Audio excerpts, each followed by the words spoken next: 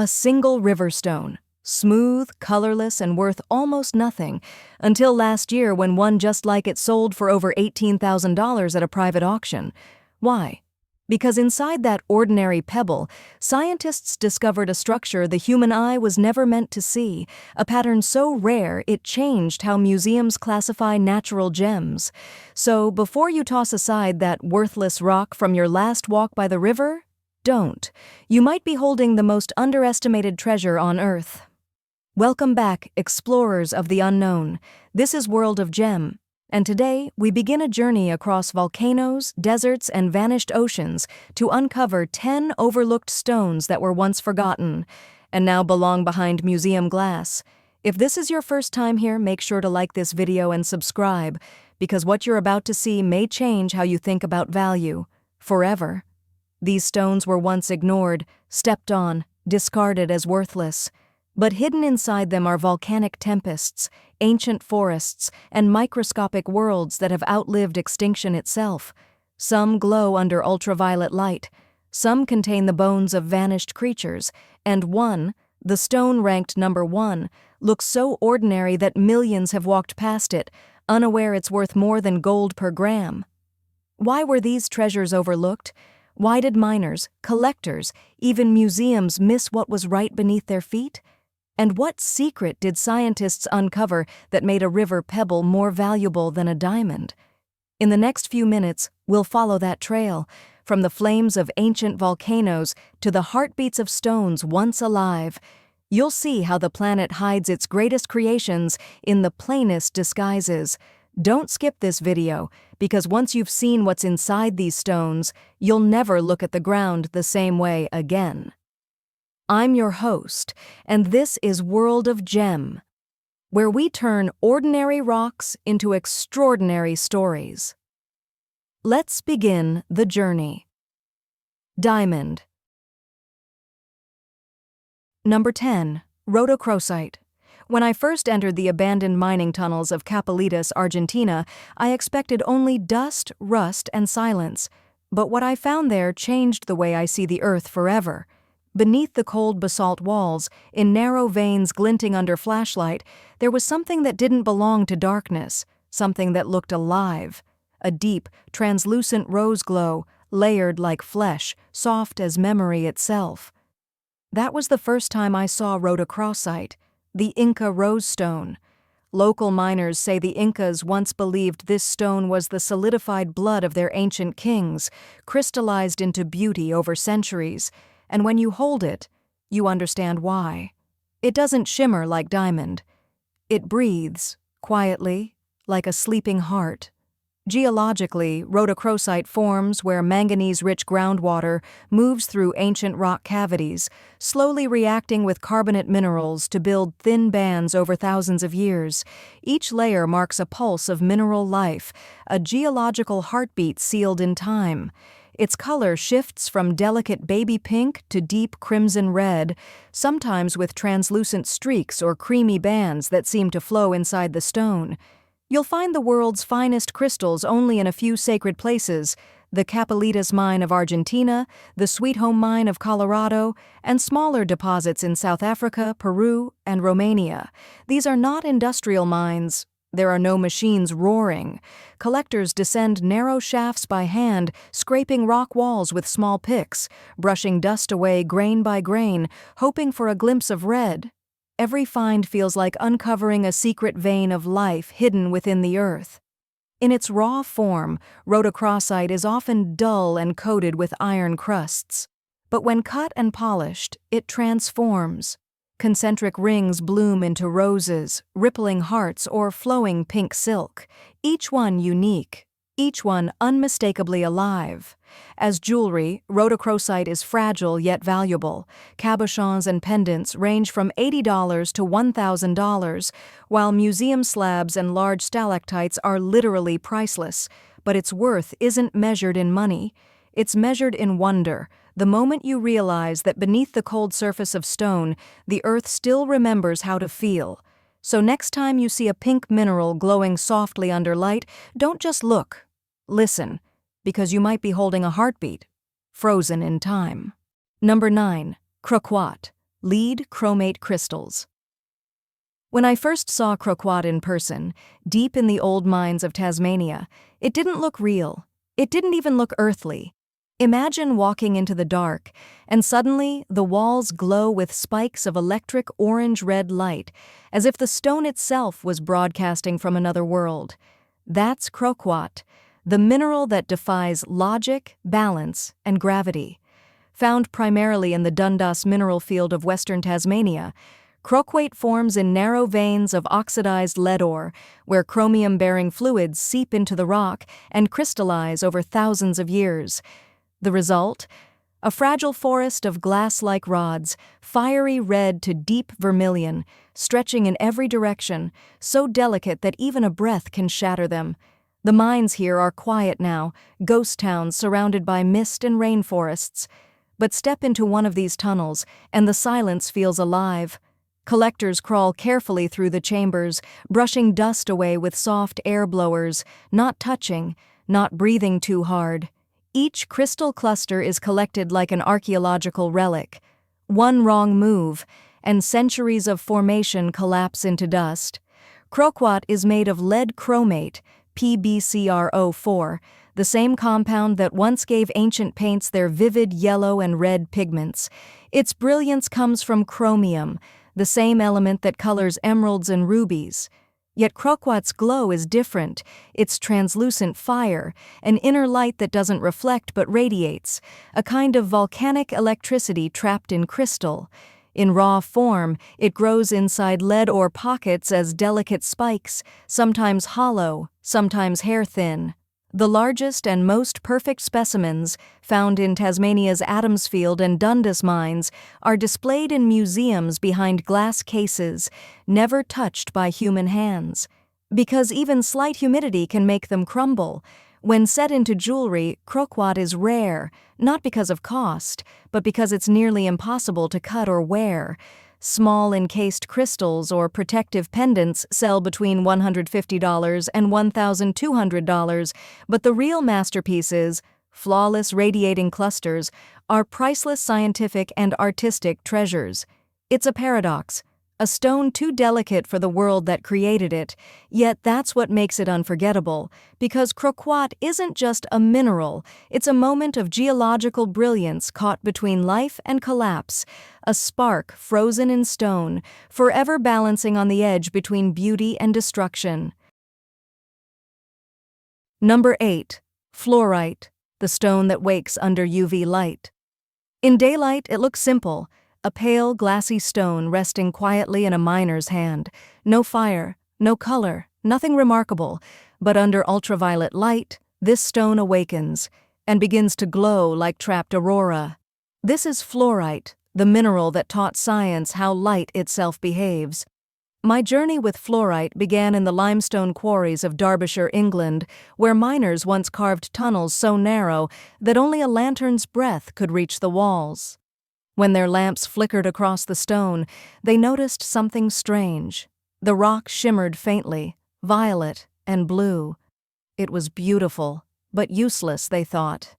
Until chemistry caught up with wonder. Fluorite forms when calcium-rich fluids flow through limestone cavities, cooling slowly and crystallizing into perfect cubes or octahedrons. Each crystal is a frozen map of temperature, chemistry, and time. Its colors, from emerald green to royal purple, icy blue to golden honey, come from trace elements and radiation absorbed over millions of years. But its most fascinating secret lies in the name itself. The word fluorescent was born from fluorite, because this humble mineral was the first to reveal how ultraviolet light can awaken hidden luminescence. Light from within darkness. From China's Hunan province to Mexico's Naka caves, from Illinois' fluorite mines to Namibia's gem pockets, the stone appears in nearly every corner of Earth, but only a handful of places yield crystals clear enough for jewelry. Collectors often find them in vertical veins between limestone and granite, extracted by hand, one cube at a time, to preserve their fragile geometry. They don't dig for sparkle.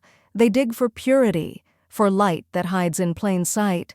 In its raw state, fluorite feels cold, soft, almost slippery. But polished, it becomes hypnotic, colors layering like frozen clouds, edges catching light like prisms. Under UV, it comes alive, a spectral show of blues, greens, and ghostly violets like auroras trapped inside glass. No two crystals ever glow the same way. Jewelry-grade fluorite is moderately priced, $30 to $200 depending on color zoning and transparency, but museum-grade specimens, flawless and fluorescent, command thousands, not for rarity alone, but for revelation. Because fluorite reminds us, sometimes beauty doesn't exist in daylight. It waits for those who bring the right light to see it. Number 7. Fire opal, the flame beneath the earth. It doesn't glitter like diamond. It doesn't flash like ruby. At first glance, fire opal looks almost cloudy, a piece of orange glass, rough, dull, silent. But then, you tilt it, and the stone ignites. Inside, light bursts into flame, swirling with hues of molten gold and liquid sunset. This is no ordinary opal. It's the fire of the earth itself, captured in stone. Fire opal forms deep within volcanic regions of Mexico, where silica-rich waters seep into lava cavities and cool slowly over millennia. As the volcanic heat fades, these pockets crystallize into opal. But unlike other opals, fire opal doesn't rely on diffraction for color play. Its brilliance comes from iron oxides locked in its gel-like structure, creating an inner blaze that glows even in shadow. It is light born from heat, a spark preserved by time. The most famous fire opal mines lie near Querétaro and Jalisco, in Mexico's arid highlands, rugged, sun-baked land cut by ancient lava flows. Miners descend by hand into narrow shafts, using chisels and small lamps. Each nodule they find looks unimpressive, dull and chalky, but split open, it reveals pure flame, amber cores, golden embers, flashes of neon orange. Collectors call this moment the earth breathing fire again. In its raw form, fire opal often resembles unpolished glass, irregular and brittle. But once faceted, it becomes hypnotic, a living ember frozen in time. When held up to sunlight, it doesn't just shine, it glows from within, as if remembering the lava that birthed it.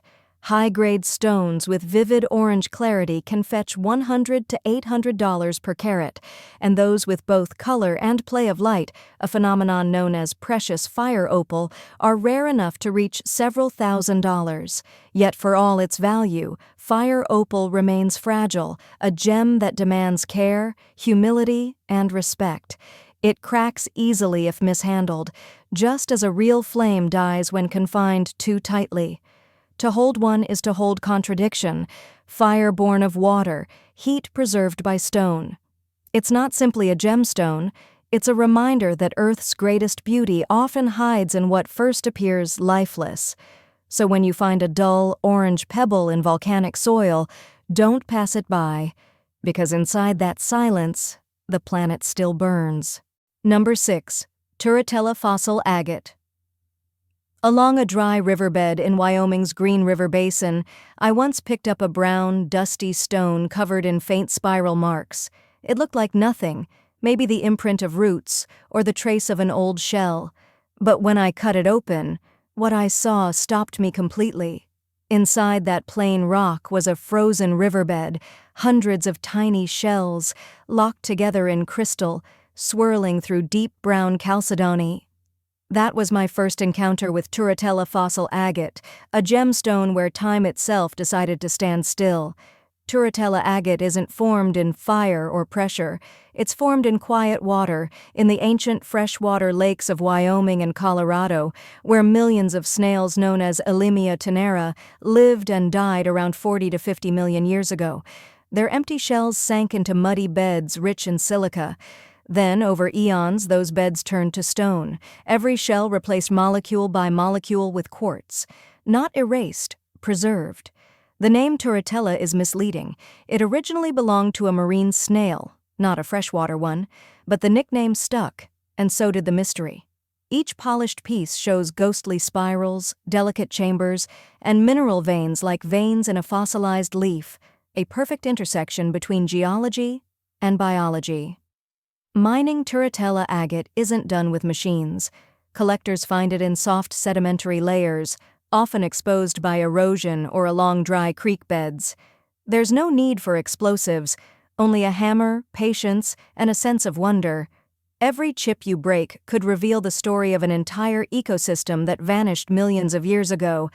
In its raw form, Turritella agate is dull, porous, brown. But polished, it transforms. Its translucent quartz glows with earthy warmth, the fossilized shells shining in cream, ivory, and caramel tones.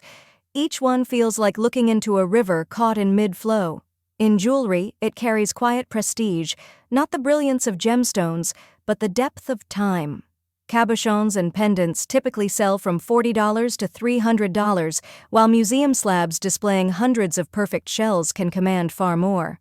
Because you're not just buying a stone, you're holding a snapshot of ancient life, a record of motion that outlasted extinction. So next time you see a dull brown pebble marked with spirals, don't toss it back into the dirt. Hold it to the light, because what looks like stone may be a moment of life, one that refused to disappear. Number 5. Petrified wood.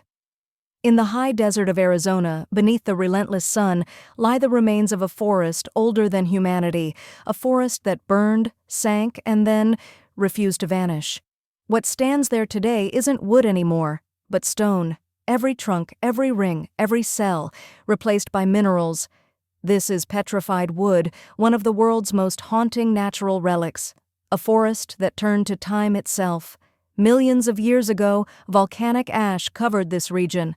Rivers swollen with silica-laden water flooded through fallen trees, burying them in silt before decay could take hold.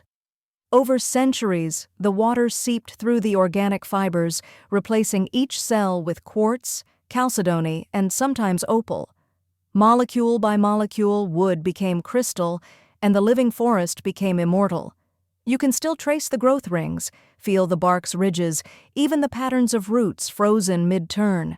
But now they shimmer in colors no living forest has ever known.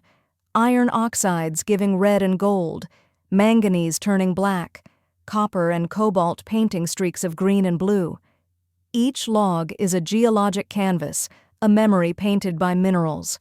The largest fields of petrified wood stretch across the Petrified Forest National Park in Arizona, the chinchilla beds of Australia, and parts of Madagascar and Indonesia. But the finest collector-grade pieces often come from private quarries where small nodules are dug by hand, washed, and cut into slabs. There's no blasting, no rush, only careful excavation, because each fragment could hold the preserved pattern of a vanished species. In its raw form, petrified wood can look like dull, weathered rock, but when sliced and polished, it reveals cross-sections that look like living fire, red streaks radiating through quartz, growth rings glowing like amber glass. It's as if the forest was captured in mid-breath. As jewelry, it carries more meaning than glamour. Polished cabochons and beads range from $30 to $300, while large decorative slabs, polished stumps, and museum-grade logs can reach thousands of dollars. But its true value isn't measured in price, it's measured in awe, because to hold a piece of petrified wood is to touch both life and death at once, the instant when nature said, "I will not vanish." It's a reminder that time doesn't always erase. Sometimes it preserves, patiently, perfectly, turning what once grew in sunlight into a monument of stone. Number 4. Agate geode, the stone that hides a universe inside. The first time I held an agate geode, it looked like nothing, a rough gray nodule, dusty, heavy, unremarkable, the kind of rock you might kick down a trail without a second glance. But when I sliced it open, it was like cutting into a secret. Inside that dull shell was an entire world, a glittering cave of crystal light. That's the magic of the agate geode, the reminder that sometimes the most ordinary things hide galaxies within. Geodes form in the hollow bubbles of volcanic rock, created when gas gets trapped inside cooling lava millions of years ago. Over time, silica-rich water seeps into those cavities. Each slow drop leaves behind microscopic layers of quartz and chalcedony, sometimes for tens of thousands of years, until the once empty void fills with radiant patterns. Each band is a timeline of mineral memory, and every geode is unique. You can find them scattered across the volcanic deserts of Brazil, Mexico, Morocco, and the American Midwest, especially Iowa, Oregon, and Utah. Miners search not for sparkle, but for weight and sound, tapping each rock, listening for a hollow echo. It's a craft of intuition, to know which stone hides a heart. When the right one cracks open, it's a moment of pure revelation. Dull gray outside, galaxies of amethyst, quartz, or blue chalcedony inside. In its raw form, an agate geode is modest, round, rough, coated with clay or limestone crust, but cut and polished it becomes hypnotic. Color bands ripple like ancient waves. Quartz points glisten like frozen starlight. Some shimmer with amethyst violets, others with sky blue chalcedony or white crystal spires. No two are ever the same. They are nature's fingerprints written in stone. Collectors prize not just beauty, but narrative. The story of an empty void transformed by patience. Small geodes sell for $20 to $200, while large, perfectly banded cathedral geodes can command thousands, displayed in museums as natural sculptures of time and chemistry. But the true worth of an agate geode isn't in its sparkle, it's in what it teaches. That value isn't always visible. That beauty grows in silence, in darkness, patiently layering itself over years that outlast civilizations. So when you pick up a plain rock heavy and dull, think twice before you throw it aside, because inside, it might just be the earth dreaming in color, a galaxy hidden beneath dust.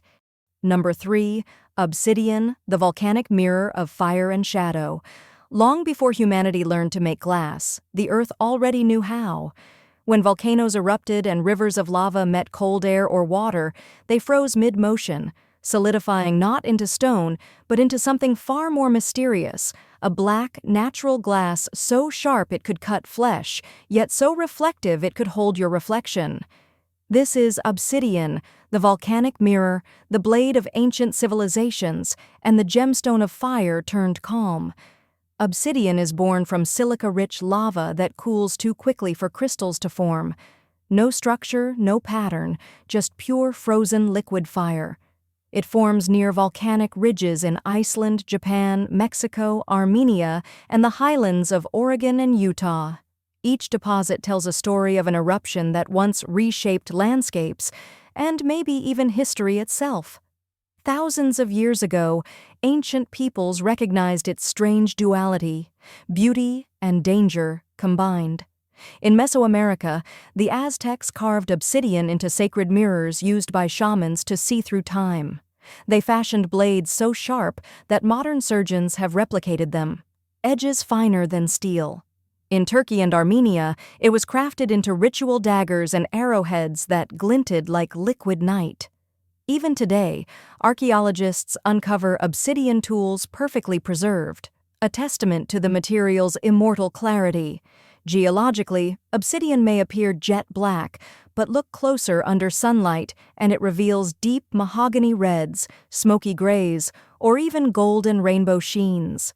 That shimmer, caused by microscopic mineral inclusions and thin film interference, gives rise to legendary forms like rainbow obsidian from Mexico and fire obsidian from Oregon, each glowing with inner light when cut at the right angle. Collectors still search for these stones on volcanic slopes, where they often lie scattered just beneath the surface. No heavy machinery, just the eye of experience, spotting the glint of dark glass in dusty soil. Each shard is fragile, dangerous, beautiful, a piece of the earth's temper, cooled into silence. In jewelry, obsidian is humble yet captivating. Cabochons and carvings range from $30 to $300, depending on color play, with rare fire obsidian reaching thousands for its fiery optical layers. But value aside, obsidian carries a story. It is what happens when chaos pauses, when eruption becomes reflection, so if you ever find a piece of dark glass among volcanic rubble, hold it carefully. Because that's not just a stone, it's a frozen heartbeat of the earth, a mirror born from magma, still holding the memory of fire. Number 2. Jasper, the stone of earth and time. When I first began collecting stones, I ignored jasper. It was everywhere. Red, brown, yellow, green, scattered along riverbeds, lying silent under the sun.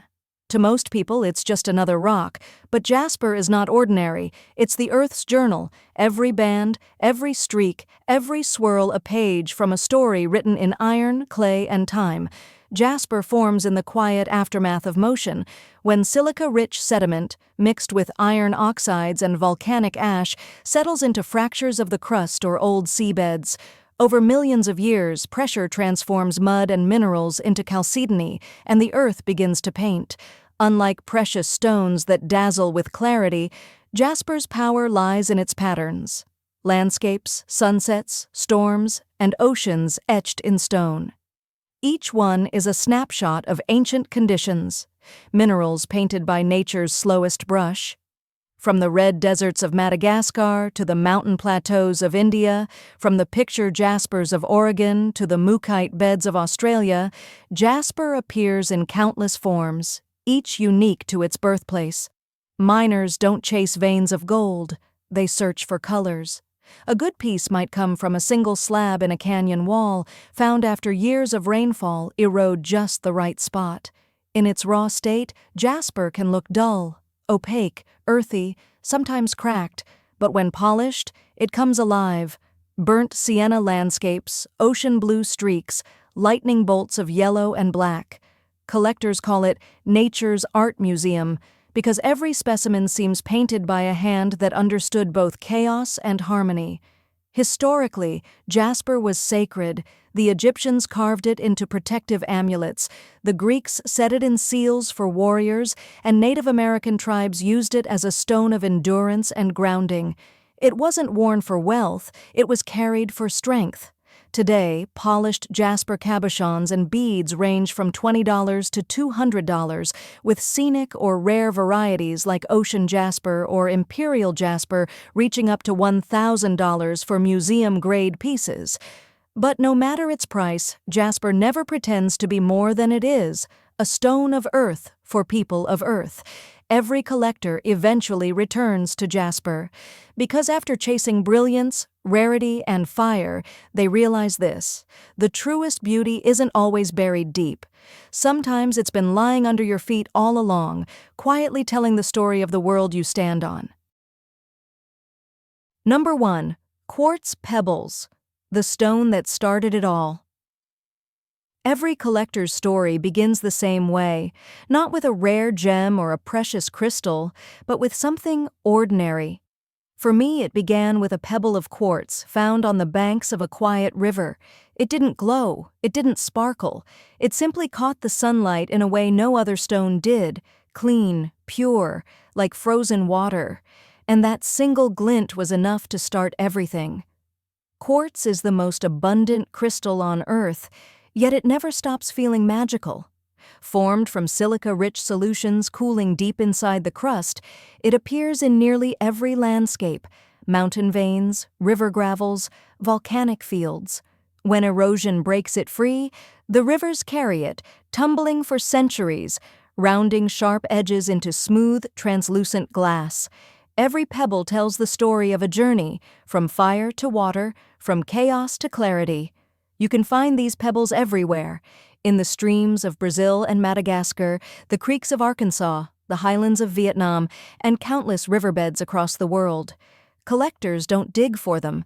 They walk, they watch, they wait, because the magic of quartz isn't hidden underground, it's hidden in reflection. When sunlight touches the right angle, the stone flashes like a captured heartbeat. In its raw form, quartz may seem plain, milky, translucent, even cloudy. But hold it to the light, and it transforms. Inside, you see fractures like lightning frozen in glass, rainbows born from pressure, and tiny inclusions that look like stars suspended in water. Some pebbles contain phantom crystals, ghostly outlines of older quartz generations, still visible through the transparent shell. It's a geological palimpsest, the Earth writing over its own history again and again. Unlike precious gemstones, quartz asks for no polishing, no cutting, no artifice. Its beauty lies in honesty. Still, when crafted into pendants or faceted stones, it carries quiet elegance. $10 to $100 for jewelry-grade river quartz, more for rare inclusions like rutile or chlorite. But most collectors like me never sell their first quartz because it's not about value, it's about awakening. To hold a quartz pebble is to hold a memory of motion, patience, and transformation. It reminds us that every crystal, no matter how humble, begins as chaos and ends as clarity. And that sometimes the most extraordinary journeys start with the simplest stone. So when your eyes drift along the river's edge and catch a flicker of light, bend down, pick it up. That might just be the beginning of your own story.